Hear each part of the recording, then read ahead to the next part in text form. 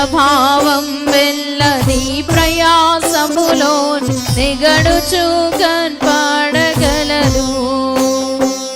రక్తంబు నాపైకి ప్రవహించుచున్నది, రక్షకా నీకు స్తోత్రం. భక్తితో ఈ కదా భాగ్యంబు కైకొను, భాగ్యమింబు స్తోత్రము. భక్తితో ఈ కదా భాగ్యంబు కైకొను, భాగ్యమింబు స్తోత్రము. దేవదేవుని నామమున మీ ఎల్లరికూ శుభములు, దైవ దీవెన ఆశీర్వాదములు మెండుగా కలుగును గాక. ఆమేన్. వాక్య గ్రంథములో నుంచి రోమీలకు రాసిన పత్రిక 5వ అధ్యాయము 6వ వచనములో వ్రాయబడి 6వ వచనము నుండి కొన్ని విషయములు ఈ వచనములలో ఈ అధ్యాయములో వ్రాయబడి ఉన్నాయి. అందులో 3 విషయములు నేను మీకు తెలియచేస్తున్నాను. పౌలు భక్తుడు రోమా సంఘమునకు రాసిన మాటల్లో, మనం ఇంకను బలహీనులమై ఉండగానే క్రీస్తు చనిపోయాను, మనం ఇంకను పాపులమై ఉండగానే క్రీస్తు మన కొరకు చనిపోయాను, మనం ఇంకను శత్రువులమై ఉండగానే క్రీస్తు మన కొరకు చనిపోయాను. అమ్మ గమనించాలి ఈ మాటలు. యేసు క్రీస్తు ప్రభువారు మన కొరకు మన పాప భారమును, వ్యాధి భారమును, శిక్ష భారమును ఆయనపై వేసుకుని దేవుడు మన కొరకు చనిపోయి, దేవుడు మన కొరకు వాటి నుండి విడుదలనిచ్చారు. పాపము నుండి విడుదలనిచ్చారు, వ్యాధుల నుండి విడుదలనిచ్చారు, శిక్షల నుండి విడుదలనిచ్చారు. దేవునికి స్తోత్రం. పాపమెరుగని ఆయన మన కొరకు పాపముగా చేయబడ్డారు. దేవునికి స్తోత్రం. దేవునికి మహిమ కలుగును గాక. మీకు అర్థం అవ్వటానికి ఒక విషయాన్ని నేను తెలియచేస్తాను. ఒకవేళ ఒక వ్యక్తికి పాపమును బట్టి వ్యాధి వచ్చిందనుకోండి, ఇప్పుడు ఒక విశ్వాసిగా దేవుని పాదాల దగ్గరకు వచ్చి, దేవా ఈ వ్యాధి నుండి, ఈ బలహీనత నుండి నన్ను బాగు చెయ్యి, నన్ను స్వస్థపరచు అని దేవుని పాదాలు పట్టుకుని వేడుకున్నప్పుడు దేవుడు స్వస్థతనిస్తారు.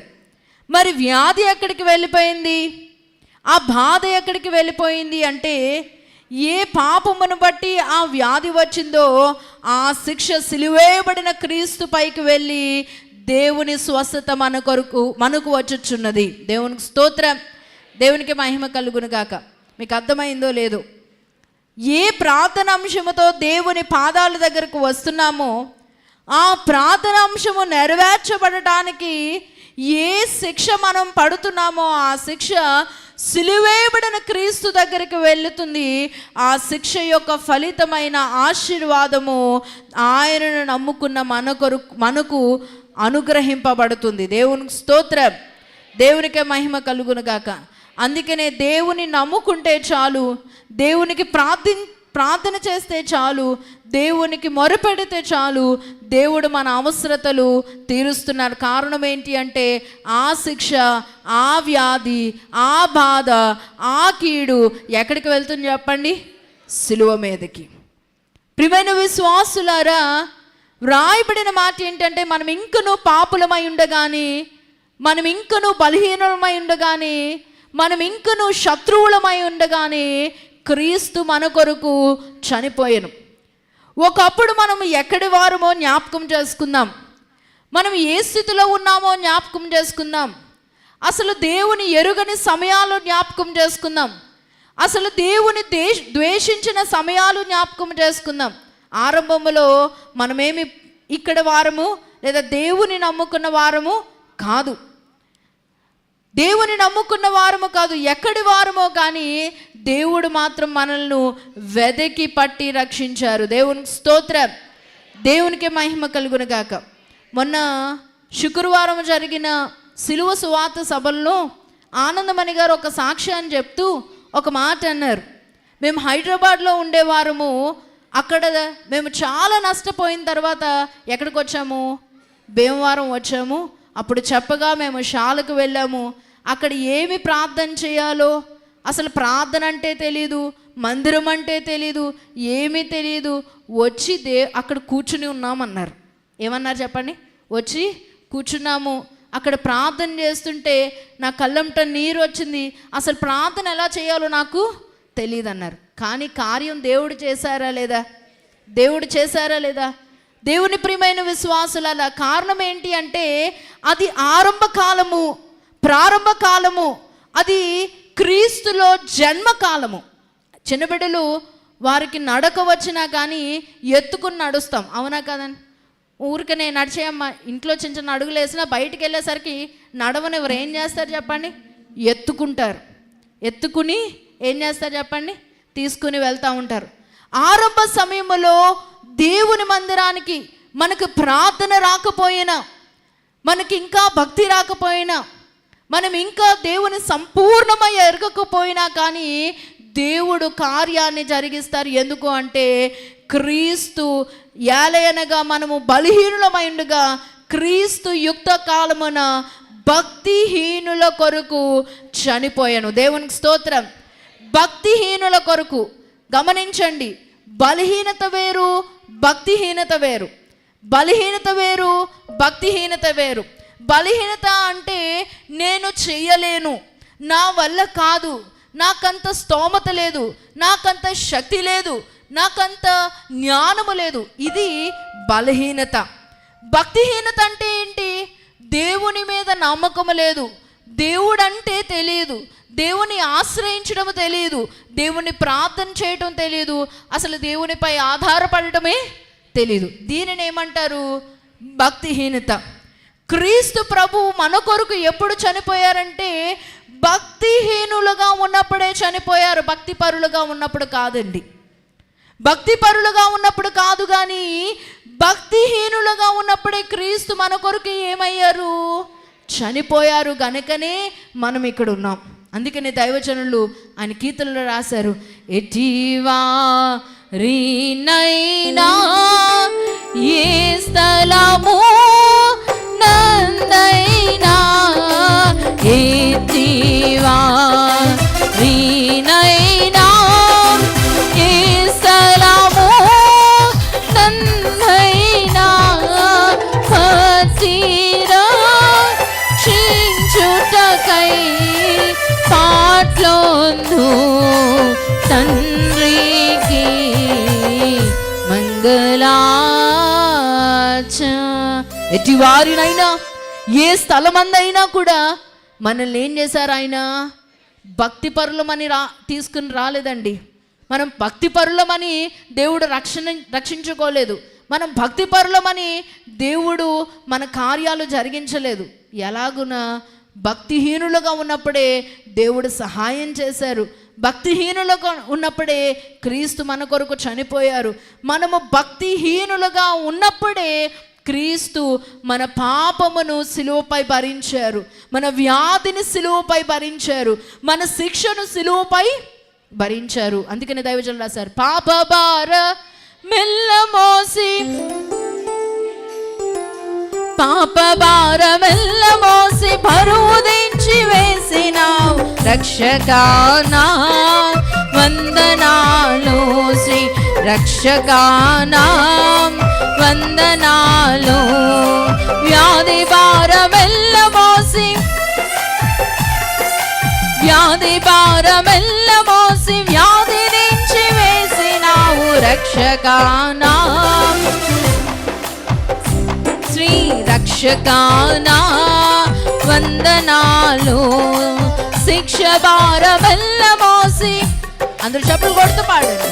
శిక్ష భారమెల్ల మోసి శిక్ష దించి వేసిన రక్షకానా,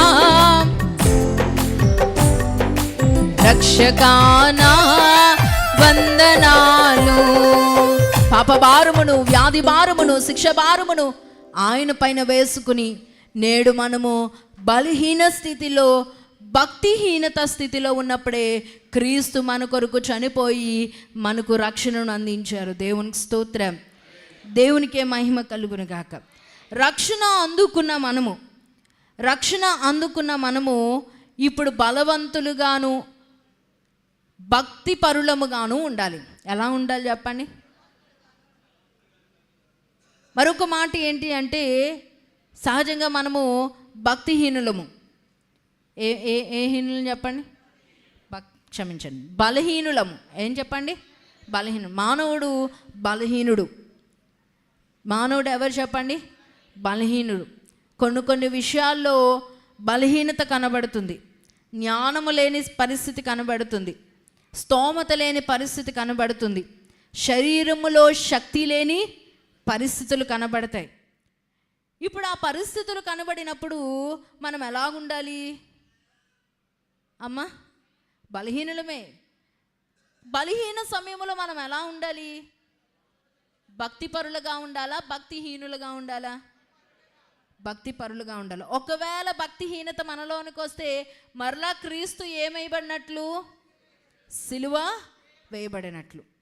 ఇప్పుడు నేను ఒక మాట చెప్తాను, ఒక ఉదాహరణ చెప్తాను. ఏమని అంటే, దావీదు గారు గొలియాతు మనకందరికీ తెలుసు. దావీదు గొలియాతు స్టోరీ తెలియని వాళ్ళు, చిన్నపిల్లలు కూడా ఉండరు, అందరికీ కూడా తెలుసు. దావీదు చిన్నవాడు. దావీదుకు అంతటి వయస్సు అనుభవము లేదు. దావీదు యుద్ధం నేను గొలియాతును జయిస్తాను అని అన్నప్పుడు సౌలు గారు గుడారంలోనికి పిలిచి, నీకు కవచం లేదు కదా, నా కవచం, నా యుద్ధ కవచం నువ్వు వేసుకొని ఇస్తే అది వేసుకుని అక్కడే పడిపోయాడట. అంటే యుద్ధ కవచము లేని, శక్తి లేని బలహీనుడు. చేతిలో కత్తి కానీ, బల్లెము కానీ, ఈట కానీ, డాలు కానీ అతని చేతిలో లేదు. అతని చేతిలో ఉన్నదల్లా ఒడిసెల, రాయి, కర్ర. అందుకనే గొలియాతు చాలా గట్టిగా నవ్వుతూ అన్నాడు, ఎవరి మీదకి వస్తున్నావు నువ్వు? రాళ్ళు కర్ర పట్టుకుని ఎవరి మీదకి వస్తున్నావు నువ్వు? నేనేమన్నా నీకు అమ్మ ఎలా కనబడుతున్నాను? కానీ దావీదు బలహీనుడై ఉండవచ్చు, కానీ దావీదు భక్తిపరుడు. దావీదు బలహీనుడై ఉండవచ్చు, కానీ దావీదు ఎవరు చెప్పండి? భక్తిపరుడు.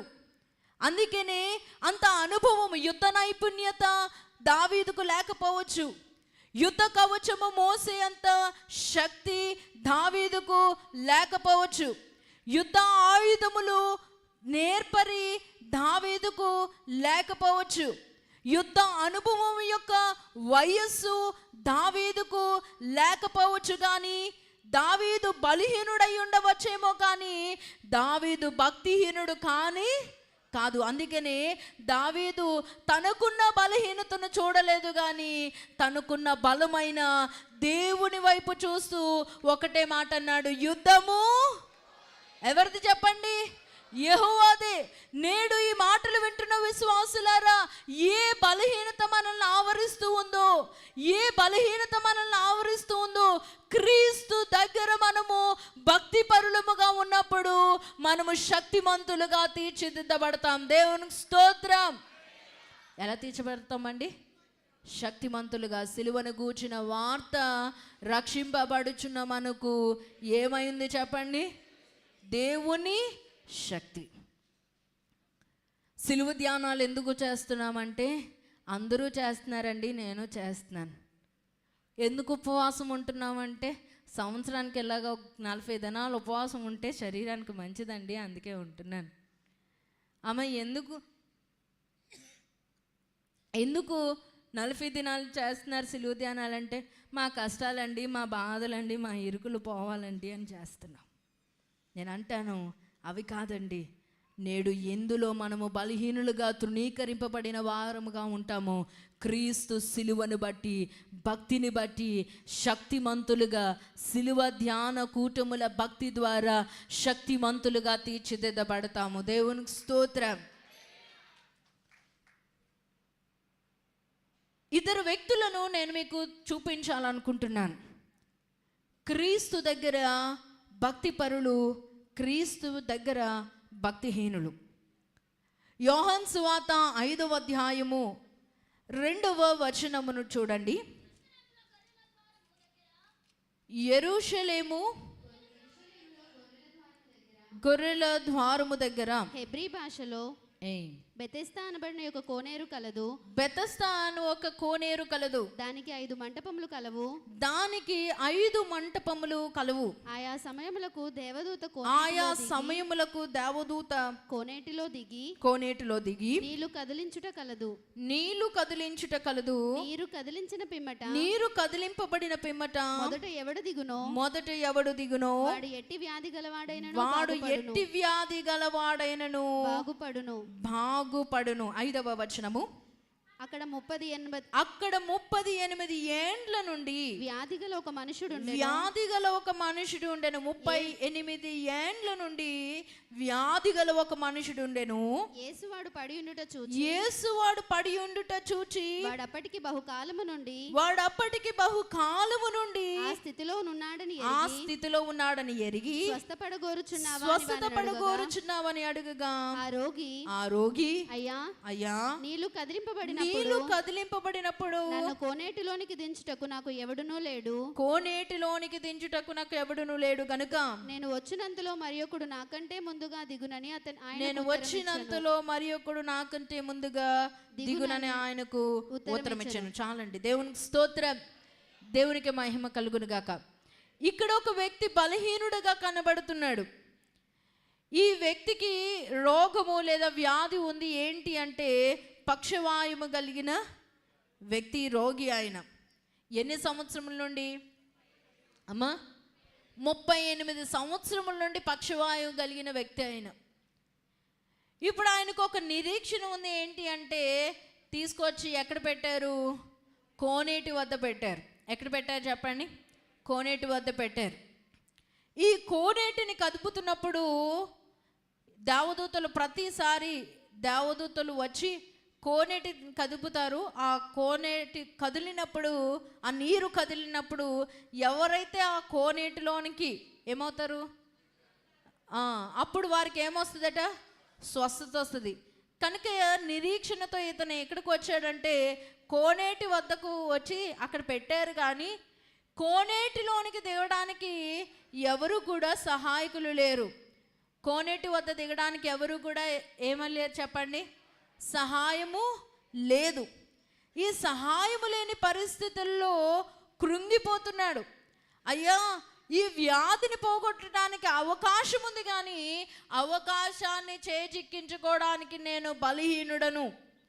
కోనేటి లోనికి దిగడానికి నాకు ఎవరు కూడా ఏం చేయట్లేదు, సహాయము చేయట్లేదు. యేసు ప్రభువారు చూచి జాలితో యేసు ప్రభువారే స్వయంగా ఎక్కడికి వెళ్ళారు?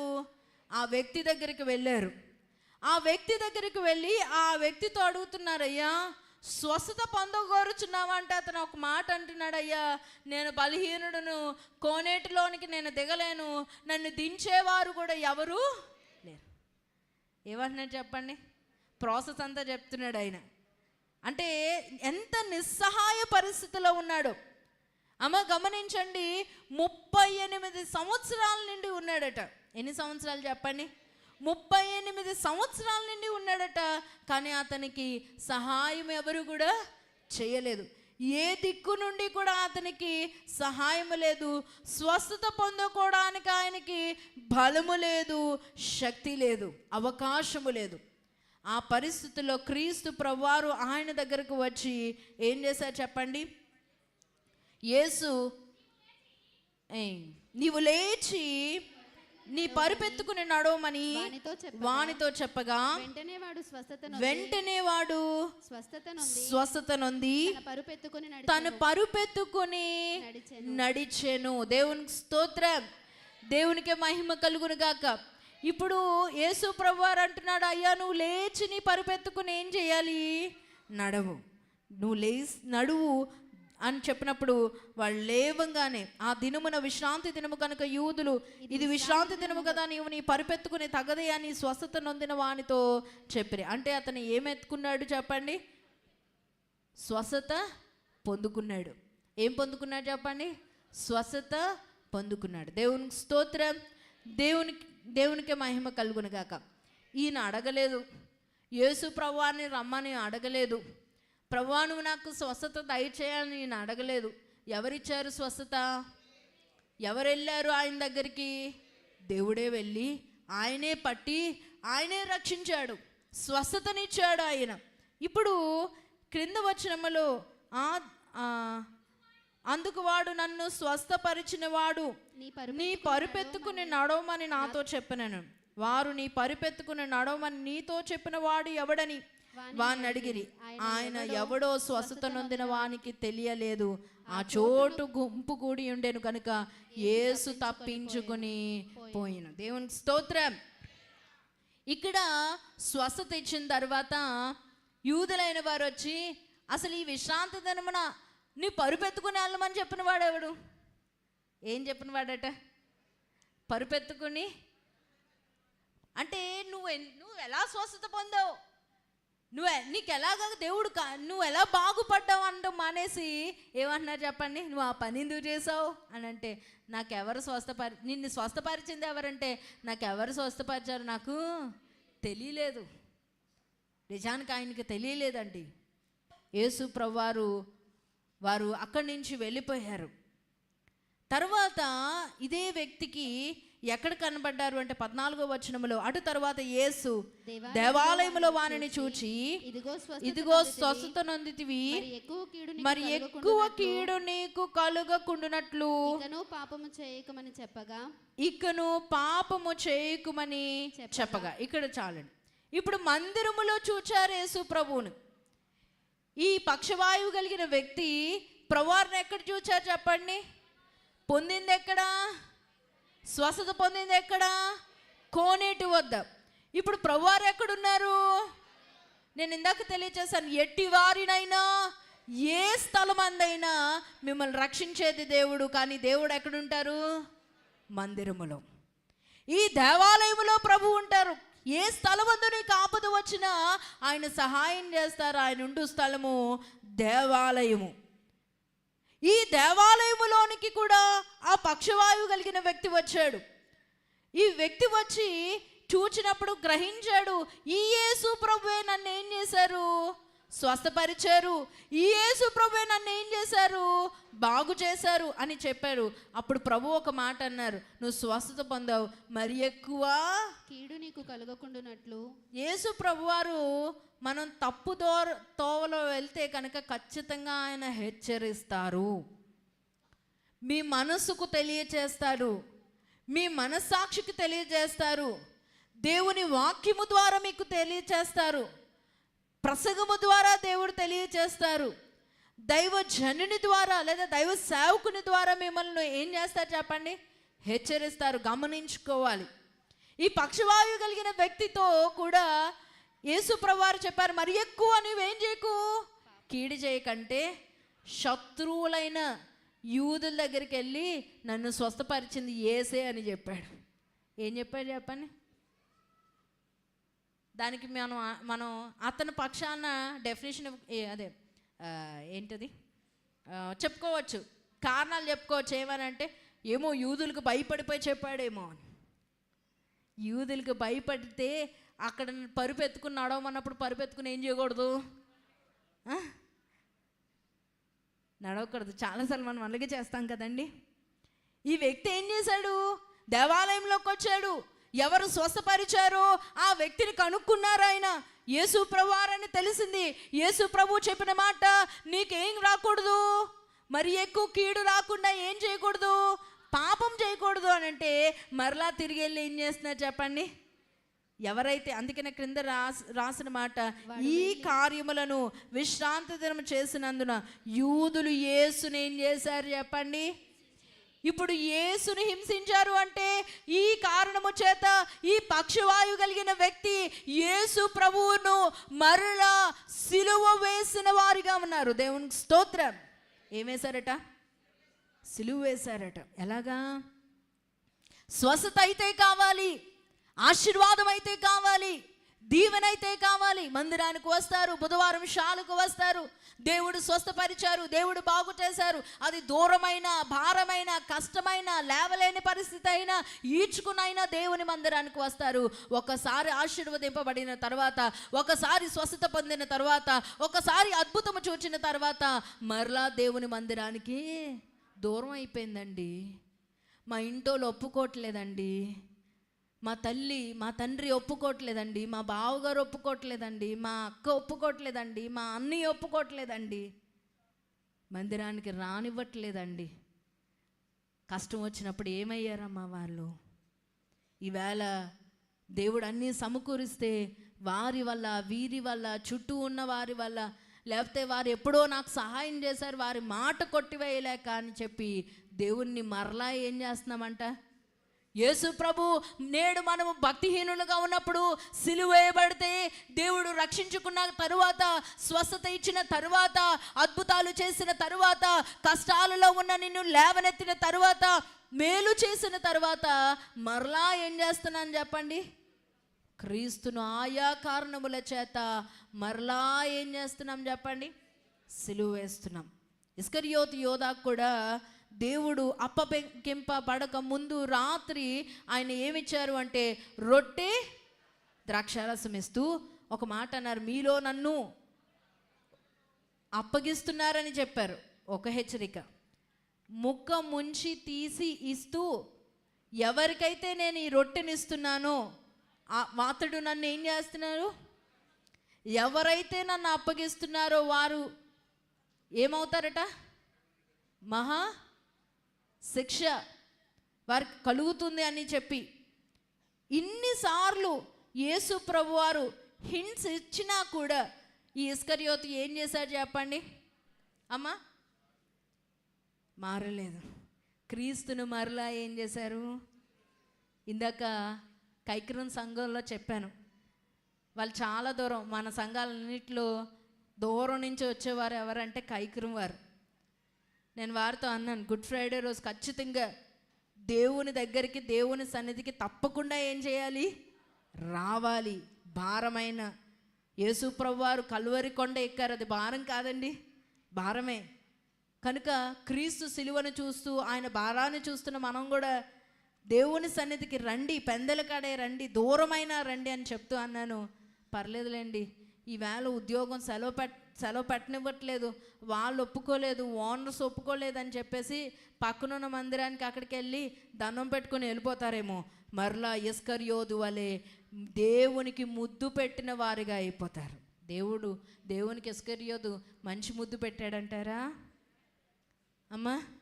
ముద్దే కదా పెట్టాడు, కొట్టలేదు కదా, తిట్టలేదు కదా, హింసించలేదు కదా, ముద్దే కదా పెట్టాడు. కానీ అది సరైనది కాదు. ఒకవేళ ఆ పని చేస్తే మీరు కూడా ఏం చేసినట్టు? క్రీస్తు ప్రభువారిని. దేవుని ప్రియమైన విశ్వాసులారా, ఈ పక్షవాయువు కలిగిన వ్యక్తి క్రీస్తును మరలా ఏం చేశారు చెప్పండి? హింసకు అప్పగించారు, గాయాలు రేపారు, సిలువ వేసిన వారిగా మనకు కనబడుతున్నారు.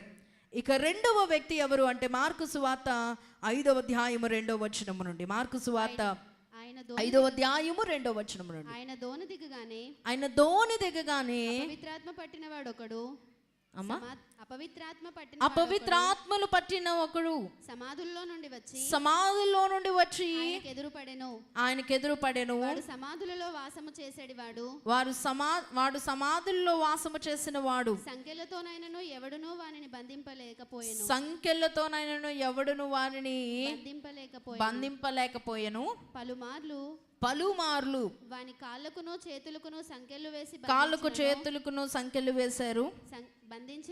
బంధించినను వాడు ఆ సంకెళ్ళు, చేతి సంకెళ్ళు తెంపి కాళ్ళ సంకెళ్ళు తుత్తునీయులుగా చేశాను కనుక ఎవడును వానిని సాధుపరచలేకపోయెను. దేవునికి స్తోత్రం.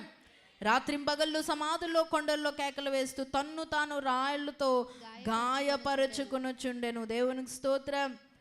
ప్రియమైన విశ్వాసులారా, ఒక ప్రాంతము కనబడుతుంది. గెరేసేనుల దేశమున దగ్గరలో ఒక ప్రాంతము కనబడుతుంది. అక్కడ ఒక వ్యక్తి ఉన్నాడట. ఇతనికి ఏం పట్టింది చెప్పండి?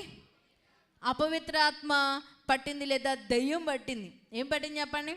దెయ్యం పట్టింది. ఈ దెయ్యం పట్టిన వ్యక్తిని ఎవరు కూడా ఆపలేకపోతున్నారు. చాలా శక్తి కలిగిన వాడుగా అయిపోయాడు. చేతికి సంకెళ్ళు, కాలుకి సంకెళ్ళు వేసిన చేతి సంకెళ్ళు తెంచుకునేవాడట, కాళ్ళ సంకెళ్ళు తుత్తునీయులుగా చేసేవాడట, సమాధుల్లోనూ కొండల్లోనూ తిరిగేవాడట, కేకలు పెట్టేవాడంట, తన్ను తాను గాయపరుచుకునేవాడట. అతన్ని చూస్తే భయము కలిగేది. ఆందోళన కలిగేది, ఊరందరూ జడిసిపోయేవారు అతన్ని చూస్తే. అలాంటి వ్యక్తి దగ్గరికి ఎవరు వచ్చారు? యేసు ప్రభువారు వచ్చారు. అతడు బలహీనుడు.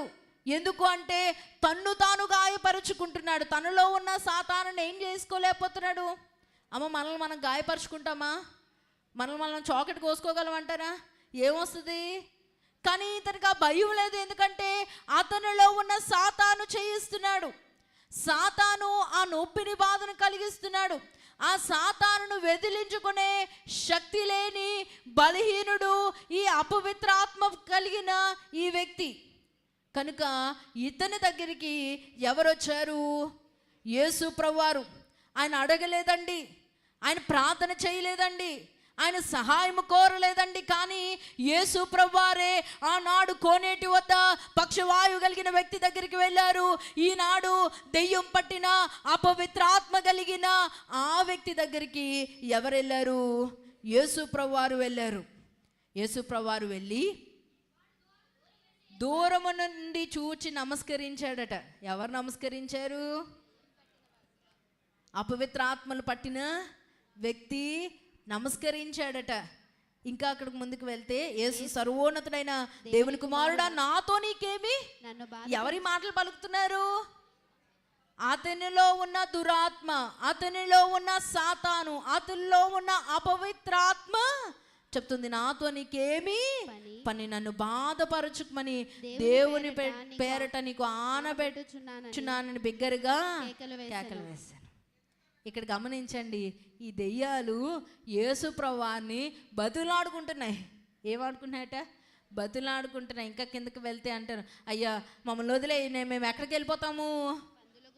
పందుల్లోనికి వెళ్ళిపోతాం. అక్కడ ఒక చిన్న మాట ఉంటుందండి, పందులు వెళ్ళి ఏమైపోయినాయి చెప్పండి అంటే, దెయ్యాన్ని అవి ఉంచుకోలేకపోయినాయి. మనిషి ఉంచుకుంటున్నాడు. కానీ జంతువు ఏం చేసుకోలేకపోయింది చెప్పండి? దేవుని ప్రియమైన విశ్వాసులారా, ఈ దెయ్యాలు బతిమలాడుకుంటున్నాయి. ఏమనంటే, అయ్యా మమ్మల్ని ఏం చేయవద్దు, మమ్మల్ని విడిచిపెట్టే అని చెప్పి ఆ దెయ్యాలు బతిమలాడుకుంటే, మెట్టుకు దేవుడు వాటి నుండి ఆ అపవిత్ర ఆత్మ కలిగిన వ్యక్తి ఈ దెయ్యముల నుండి విడుదలను దేవుడిచ్చాడు. దేవునికి స్తోత్రం.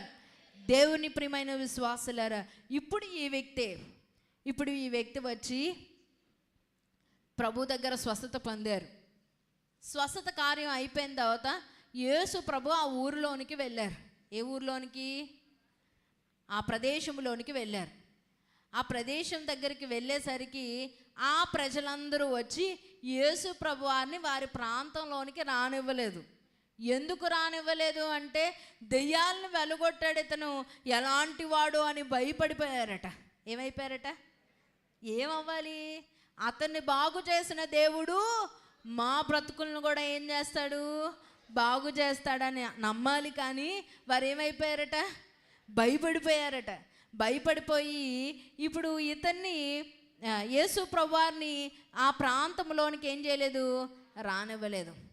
ఈ పరిస్థితి అంతా చూసిన ఈ వ్యక్తి, శానా దెయ్యములు పట్టిన వ్యక్తి, ఇతను పరిగెత్తుకుంటా ప్రభు దగ్గరకు వచ్చి, ప్రభువా నేను నీతో వచ్చేస్తాను, నేను నీతో సేవ చేస్తాను, నీ దగ్గరే ఉంటాను, నేను నీతో పాటు వచ్చేస్తాను ప్రభువా అన్నారు. ఏమన్నారు చెప్పండి?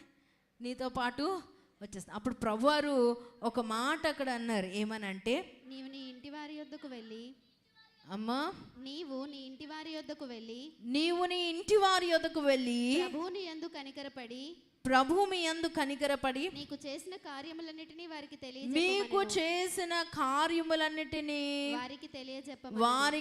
తెలియచెప్పమనెను. దేవునికి స్తోత్రం. 19వ వచనంలో వ్రాయబడిన మాట ఏంటంటే, నువ్వు నీ ఇంటి వారందరికీ వెళ్ళి నీ సువార్తను ప్రకటించు, నీ సాక్ష్యాన్ని ఏం చేయాలి? తెలియపరచాలి. ఎక్కడ? దేవుని రానివ్వని ప్రాంతంలో, యేసు ప్రభువారిని అడుగు పెట్టని ప్రాంతంలో నీ ప్రజలకు, నీ ఇంటి వారికి నువ్వు ఒక సాక్షిగా, నువ్వు ఒక స్వార్థికునిగా, నువ్వు దేవుని గురించి, దేవుడు నీకు చేసిన అద్భుత కార్యము గురించి నువ్వేం చేయాలి? చెప్పాలి. ఇప్పుడు ఈ వ్యక్తి ఏమనాలి? ఇదే నేను చెప్పమంటారా? మనమే ఉన్నాం అనుకోండి, ప్రభువా నిన్నే రానివ్వలేదు, మమ్మల్ని ఏం రానిస్తారు? ప్రభువా నిన్నే సువార్త చెప్పడం లేదు, మమ్మల్ని ఏం చెప్పిస్తారు? లేదండి, దేవుడు ఎక్కడ మహిమ పొందాలో అక్కడ మహిమ పొందారు. ఎక్కడ మనము వాడబడాలని దేవుని ఉద్దేశం ఉందో అక్కడ దేవుడు మనల్ని సాక్షిగా నిలబెట్టి వాడుకుంటారు. దేవునికి స్తోత్రం. ఈ ప్రాంతములో, దేవుని విసర్జించిన ప్రాంతములో, దేవుని వద్దనుకున్న ప్రాంతములో ఇతను ఒక బలహీనుడైన పరిస్థితిలో దేవుడు విడుదల కార్యమునిచ్చి రక్షించి సిలువేయబడి సిలువ యొక్క విజయము ద్వారా ఈ సేనాదయములు పట్టిన వ్యక్తికి విడుదల కార్యమునిచ్చి స్వస్థతనిచ్చారు దేవుడు. ఇప్పుడు ఇతనేం చేస్తున్నాడంటే క్రీస్తు సువార్తను ప్రకటించి దెకపోలియా అంతటా 20వ వచనం 20వ వచనం చూడండి. వారు వెళ్ళి యేసు తనకు చేసినవని దెకపోలిలో ప్రకటింపనారంభింపగా అందరూ ఆశ్చర్యపడి దేవునికి స్తోత్రం. ఏ ప్రాంతం అంటండి? దెకపోలి అంటే 10 ప్రాంతాలు. 10 ప్రాంతాలు ఆయన సువార్తను ప్రకటించాడట. తన ఇంటి వారికే కాదండి, 10 ప్రాంతాలు ఆయన సువార్త ప్రకటించారంట. దేవునికి స్తోత్రం. దేవునికి మహిమ కలుగును గాక. ఎంత భక్తి కలిగి క్రీస్తు బలహీన సమయములో బలమును సంపాదించుకొని సువార్తను ప్రకటించాడు. బహుశా వెళ్ళిన ప్రతి దగ్గర కూడా నువ్వు ఆ రోజు గాయాలతో ఉన్నావు కదా, సరైన బట్టలు లేకుండా ఉన్నావు కదా, సమాధుల మధ్యలో ఉన్నావు కదా అని అనుండరా అండి? మనమైతే ఊహిస్తాం కదా. ఎవరికైనా సువార్త ప్రకటించండి, అమ్మో వాళ్ళు ఏమని వేసుకుంటారోనండి, రిలేషన్ పోతుంది. అయ్యగారు అయితే చెప్పొచ్చు కానీ మేము వెళ్తే మా రిలేషన్ ఏమైపోతుంది అనుకుంటారా లేదండి? వద్దండి, ఎందుకు వచ్చిన గొడవలు చెప్తే ఎందుకు వచ్చిన గొడవలు? అమ్మ, యేసు ప్రభువారు జీవించిన కాలంలో ఆయన అవమానింపబడినా స్వస్థత ఇవ్వకుండా లేరు, ఆయన హింసించినా ఆయన బాగు చేయకుండా లేరు, ఆయన అవమానించినా నీ పట్ల ఆయన యేసు ప్రభువారి ప్రేమ తగ్గిపోలేదు. యేసు ప్రభువారు ఆయన నిందించిన, ఆయన అద్భుతాలు చేసిన ప్రతిసారి కూడా ఆయన నిందిస్తూనే వచ్చారు, వేలెత్తి చూపిస్తూనే వచ్చారు, అవమానిస్తూనే వచ్చారు. అవునా కాదండి?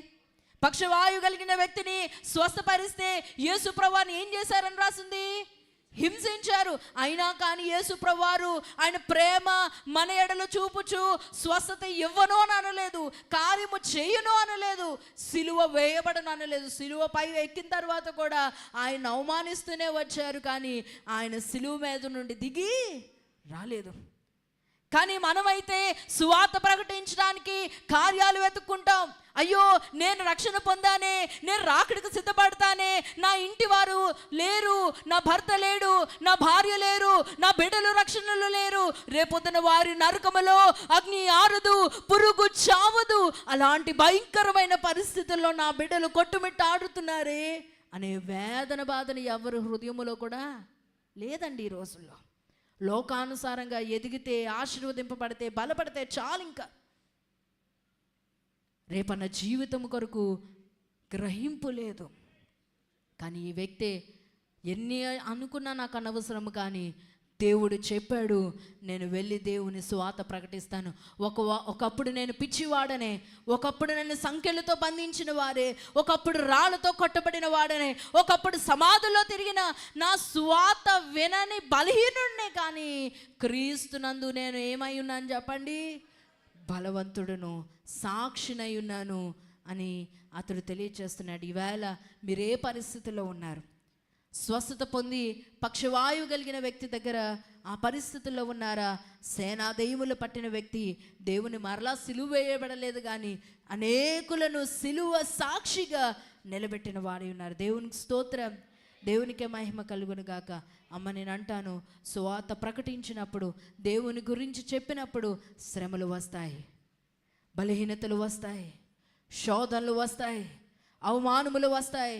అమ్మ, నేను ఒక మాట చెప్తాను, ఎక్కడ మీరు అవమానింపబడతారో అక్కడే దేవుడు రోషముగా మనల్ని ఆశీర్వాదకరముగా తల ఎత్తువానిగా నిలబెడతాడు. దేవునికి స్తోత్రం. కానీ అవమానం వద్దు కదండి మనకి, అవమానం వద్దు. క్రీస్తు సన్నిధిలో మనకి కష్టం వద్దు, అవమానం వద్దు, శ్రమ వద్దు, శోధన వద్దు. ఎవరు మనల్ని ఏమీ అనకూడదు, కానీ దేవుడు మనల్ని అందరిలో హెచ్చించాలి. అవునా కదండి? అవునంటారా? శోధన ఎక్కడ పడతామో అక్కడే దేవుడు హెచ్చిస్తాడు.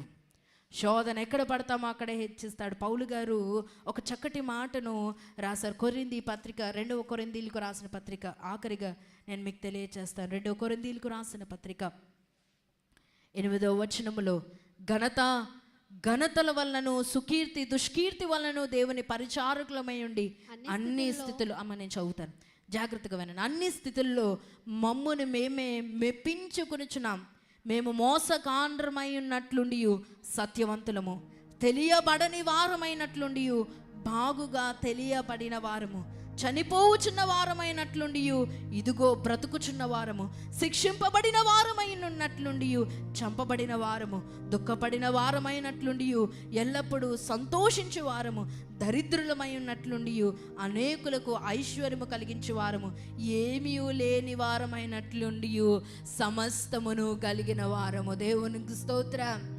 అమ్మా, ఈవేళ శోధనలు ఉన్నాయి, శ్రమలు ఉన్నాయి, బాధలు ఉన్నాయి, వేలెత్తి చూపించేవారు ఉన్నారు, ఉపవాసాలు చేస్తున్నారు కదా, ప్రార్థనలు చేస్తున్నారు కదా. దేవుడు మీకేం చేశాడు? ఎన్ని నెలలు, ఎన్ని వారాలు, ఎన్ని సంవత్సరములు ప్రార్థన చేసినా దేవుడు మీకేం చేశారు అనే మాటలు వినబడుతున్నప్పుడు, బైబిల్ పట్టుకుని 40 దినాలు దేవుని సన్నిధిలో వెళ్తున్నప్పుడు, ఎక్కడికి వెళ్తున్నావని ఇతరులు మనల్ని ప్రశ్నించేటప్పుడు, అమ్మా, ఏ అవమానము, ఏ నింద మీరు భరిస్తున్నారో, ఏ శోధన మీరు భరిస్తున్నారో, ఏ వేదన మీరు భరిస్తున్నారో, ఎక్కడ మీరు బలహీనులై ఉన్నారో, దేవుడు అక్కడే శక్తివంతులుగా, సిలువ యొద్ద శక్తి ఉంది, ఆ శక్తి దేవుడు మిమ్మల్ని విజయములోనికి నడిపిస్తుంది. దేవుని ప్రియమైన విశ్వాసులారా, దావీదు శక్తి లేనివాడే, బలహీనుడే, కానీ దేవుడు గొలియాతుపై విజయమునిచ్చాడు. దానియేలు అక్కడ ఉన్నవారు అందరూ నేరమోపి సింహాల బోనులో కట్టి పడేస్తున్నప్పుడు బలహీనుడే, కానీ సింహాల నోళ్ళను మూయించగలిగిన భక్తిపరుడు ఆయన. శద్రక్, మేషక్, అబద్నిగోలు నిస్సహాయులుగా రాజు దగ్గర నిలబడ్డారు. రాజు ప్రశ్నిస్తున్నాడు, ఈ ప్రతిమ ఎందుకు మ్రొక్కమంటే మేము మ్రొక్కమని అన్నారు. నిస్సహాయులుగా నిలబడ్డారు. చేతులు కట్టి, కాలు కట్టివేసి 7 అంతలుగా అగ్నిగుండమును ఎక్కువ చేసినా కానీ వారి భక్తి తరగలేదు కనుకనే వారు బలవంతులుగా నిలబడ్డారు. ప్రియమైన విశ్వాసులారా, పౌలు శీలలు సువార్త ప్రకటిస్తున్నప్పుడు చెరసాల్లో వారు కొట్టబడ్డారు, చేతులకి కాళ్ళకి బందికానాలు వేశారు, కానీ వారు బలహీనులైనప్పటికీ కూడా వారు స్తుతిస్తూ ప్రార్థిస్తూ భక్తిపరులుగా ఉండి భూకంపం నుండి రప్పించి ఆపద నుండి తప్పించబడ్డారు. ఈవేళ దేవుని నమ్ముకున్న విశ్వాసులారా, ఏ బలహీనతలో మీరున్నారు, అది ఆర్థిక బలమైన, అనారోగ్య బలహీనత అయినా, ఆర్థిక బలహీనత అయినా, జ్ఞాన బలహీనత అయినా, శక్తి లేని బలహీనత అయినా, ఒకరు నిన్ను నిందిస్తుంటే తిరిగి మాట అన్నని మౌనంగా నిలబడిన బలహీనత అయినా, క్రీస్తు మన కొరకు చనిపోయి ఆయన సిలువ శక్తితో నింపి భక్తిని కలిగినప్పుడు శక్తిని ఇచ్చి విజయమునిచ్చే వారే ఉన్నారు. అతి దీవెన భాగ్యమును, అతి శక్తివంతమైన ఆశీర్వాదమును పొందే భాగ్యమును దేవుడు మనందరికీ అనుగ్రహించి శక్తివంతులుగా, బలహీన స్థితిలోనే బలవంతులుగా, భక్తిహీనలో నుండి భక్తిపరులముగా దేవుడు మలచి ఆశీర్వదించునుగాక. నీ బలహీనత తట్టు చూడకు, నా బలము తట్టిదిగో చూడు.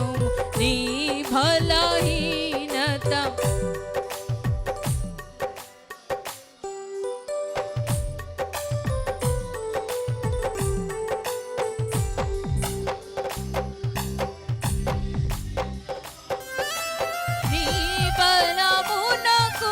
మించిన పనులు నా బలమే గదా చేయవలసే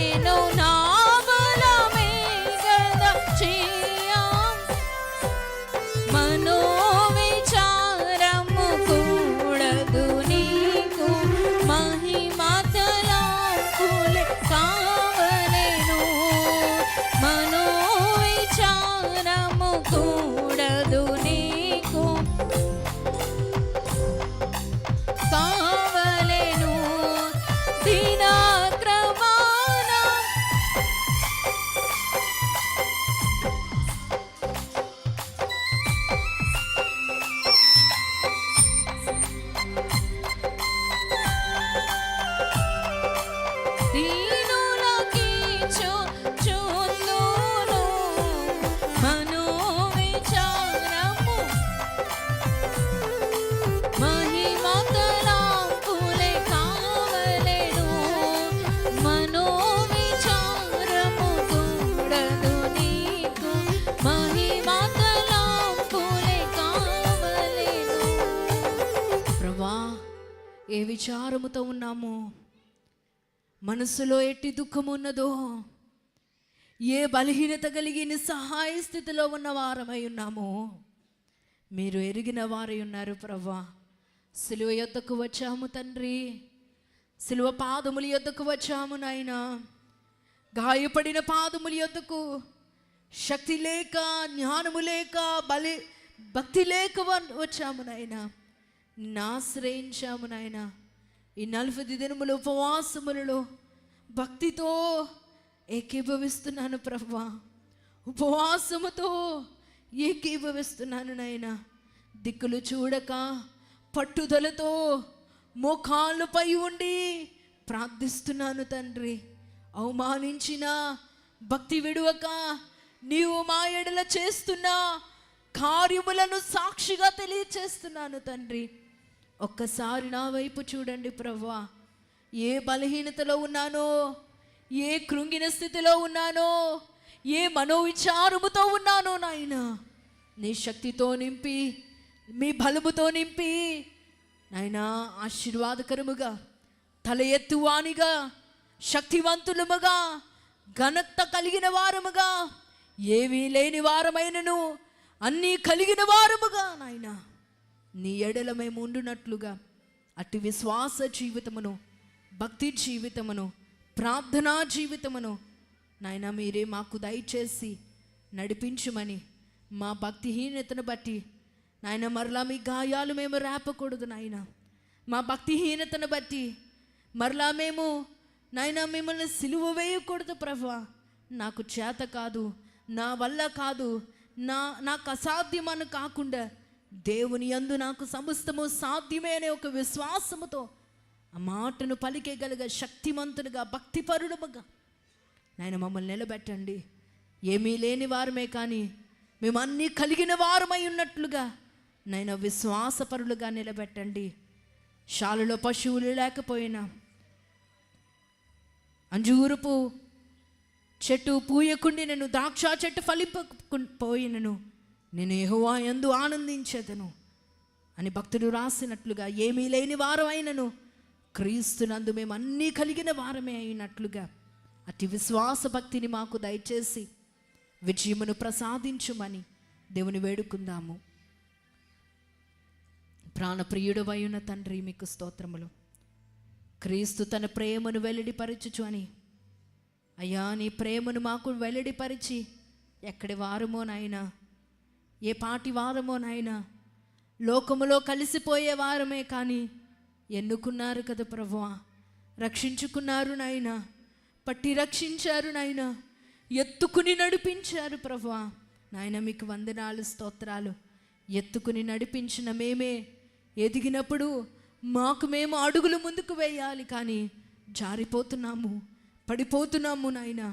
అట్లా కాకుండా నీ యందు విశ్వాసము కలిగి, భక్తిని కలిగి, నీ ఉన్నామనే ధైర్యము కలిగి నాయన ఒక్కొక్క అడుగు ముందుకు వేస్తూ శక్తివంతులముగా, విజయోత్సాహం కలిగిన వారముగా మేము నిలబడుటకు, మేము నడుచుటకు మీ కృపను దయచేయండి నాయన. మేము నడుస్తూ సిలువను వెంబడిస్తూ సిలువను మోస్తూ యేసు గొర్రె పిల్లను నేను, వదుకు తేబడిన గొర్రె పిల్లను నేను దినదినము చనిపోవచ్చున్నాను, క్రీస్తునందు బ్రతుకుచున్నానని భక్తుడు రాసినట్లుగా నాయన మేము నాయన ఈవేళ మా బలహీనతను బట్టి చచ్చిన వారమే కానీ నాయన క్రీస్తు సిలువను బట్టి బ్రతికి ఉన్న వారమైనట్లుగా నాయన మీ కృపను దయచేసి బలపరిచి మాటలు ప్రతి హృదయములో ముద్రించి ఫలింపు దయచేయము. పక్షుడైన అపవాది ఎత్తుకుపోకుండా మీ సహాయము దయచేయము నాయన. మీరు ఇచ్చిన కృప భాగ్యమును అనుభవించే భాగ్యమును నాయన ఈ 40 దినముల ఉపవాస దీక్షలో నాయన మేము తప్పిపోకుండా, భక్తిహీనులముగా కాకుండా భక్తి పరులమై విజయమును సాధించే గొప్ప స్థితిని మీ బలమును సంపాదించుకొనగలిగే గొప్ప స్థితిని మీరే మా అందరికీ ప్రసాదించి నడిపించి మహిమను పొందుకున్నామని యేసునామమున వేడుకునిచున్నామా పరమ తండ్రి, ఆమేన్. మరణాత.